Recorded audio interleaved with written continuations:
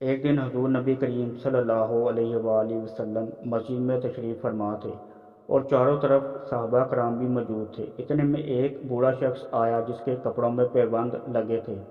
جب آپ صلی اللہ علیہ وآلہ وسلم نے اسے دیکھا تو آپ صلی اللہ علیہ وآلہ وسلم اپنی جگہ سے اٹھے اور اس کے پاس آئے اور پوچھا، تمہاری کیا حاجت ہے؟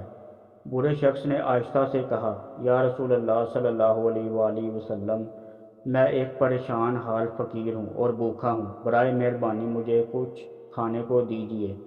میرے پاس کپڑے نہیں ہیں، خدا را میری کچھ مدد کیجیے۔ حضور صلی اللہ علیہ وآلہ وسلم نے فرمایا، میرے پاس تو کچھ نہیں ہے لیکن میں تمہاری رہنمائی کیے دیتا ہوں، وہاں سے تم خالی ہاتھ واپس نہیں آؤ گے۔ جاؤ در فاطمہ رضی اللہ تعالیٰ عنہا پر، وہاں تمہیں کچھ مل جائے گا۔ وہاں بوڑھا شخص آیا اور آ کر اپنی حاجت بیان کی۔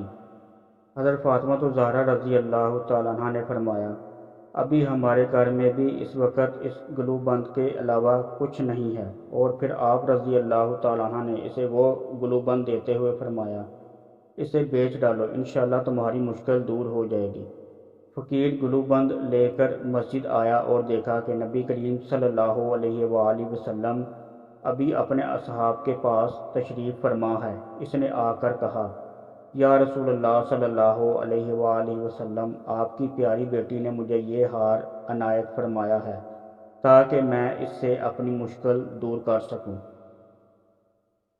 یہ دیکھ کر حضور صلی اللہ علیہ وآلہ وسلم کی آنکھوں میں خوشی سے آنسو نکل آئے۔ حضرت عمار بن یاسر رضی اللہ تعالیٰ عنہ نے کہا، یا رسول اللہ صلی اللہ علیہ وآلہ وسلم، اگر آپ اجازت مرحمت فرمائیں تو میں یہ گلو بند خرید لوں۔ حضور صلی اللہ علیہ وآلہ وسلم نے فرمایا، جو بھی اسے خریدے اللہ اس سے راضی۔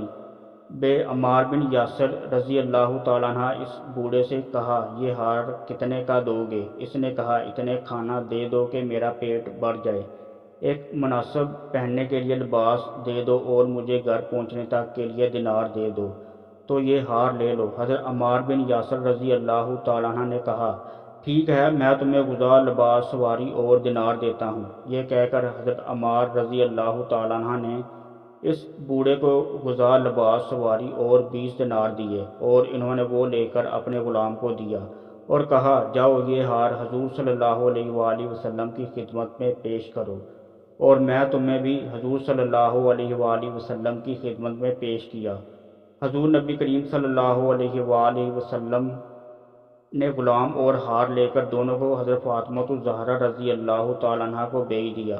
غلام حضرت فاطمہ رضی اللہ تعالیٰ عنہ کی خدمت میں پہنچا تو آپ رضی اللہ تعالیٰ عنہ نے اس کو گلو بند لے کر فرمایا، جاؤ، میں نے بھی تمہیں رائے خدا میں آزاد کیا۔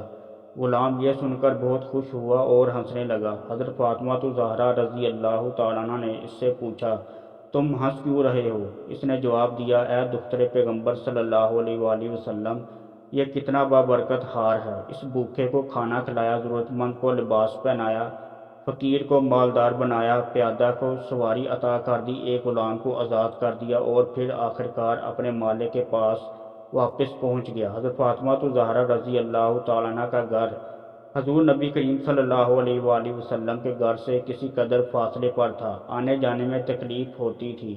ایک دن نبی کریم صلی اللہ علیہ وآلہ وسلم نے حضرت فاطمہ الزہرا رضی اللہ تعالیٰ عنہ سے فرمایا، بیٹی، مجھے اکثر تمہیں دیکھنے کے لیے آنا پڑتا ہے، میں چاہتا ہوں تمہیں اپنے قریب بلا لوں۔ حضرت فاطمہ الزہرا رضی اللہ تعالیٰ عنہ نے عرض کیا، آپ صلی اللہ علیہ وآلہ وسلم کے قرب و جوار میں حارثہ بن نعمان رضی اللہ تعالیٰ عنہ کے بہت سے مکانات ہیں، آپ ان سے فرمائیے، وہ کوئی نہ کوئی مکان خالی کر دیں گے۔ حضرت حارثہ بن نعمان رضی اللہ تعالیٰ عنہ ایک دولت مند انصاری تھے اور کئی مکانات کے مالک تھے۔ جب سے حضور صلی اللہ علیہ وآلہ وسلم مدینہ تشریف لائے تھے، وہ اپنے کئی مکانات یکے بعد دیگرے حضور صلی اللہ علیہ وآلہ وسلم کی نظر کر چکے تھے۔ جب حضرت فاطمہ الزہرا رضی اللہ تعالیٰ عنہ نے حارثہ بن نعمان رضی اللہ تعالیٰ عنہ کے مکان کے لیے حضور صلی اللہ علیہ وآلہ وسلم سے التماس کی تو آپ صلی اللہ علیہ وآلہ وسلم نے فرمایا، میری لخت جگر حارثہ بن نعمان سے اب کوئی مکان مانگتے ہو مجھے شرم آتی ہے۔ کیونکہ وہ پہلے ہی اللہ اور اللہ کے رسول صلی اللہ علیہ وآلہ وسلم کی خوشنودی کے لیے کئی مکانات دے چکے ہیں۔ حضرت فاطمہ رضی اللہ تعالیٰ عنہ خاموش ہو گئی۔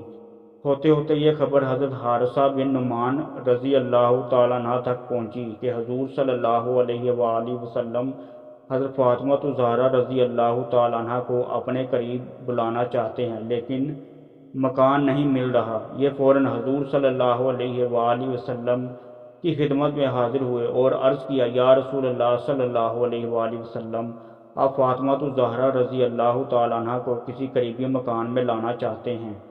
یہ مکان جو آپ صلی اللہ علیہ وآلہ وسلم کے متصل ہے میں خالی کیے دیتا ہوں، آپ حضرت فاطمہ رضی اللہ تعالیٰ عنہ کو بلا لیجیے۔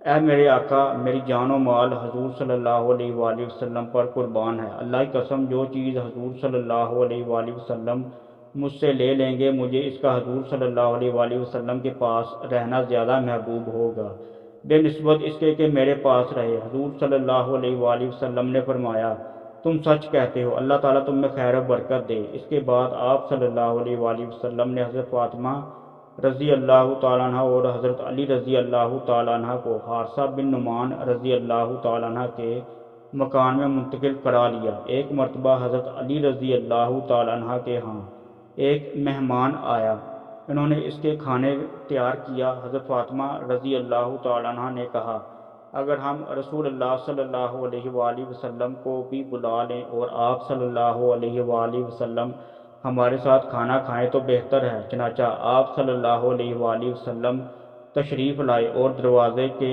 دونوں بازوؤں پر ہاتھ رکھ کے کھڑے ہو گئے۔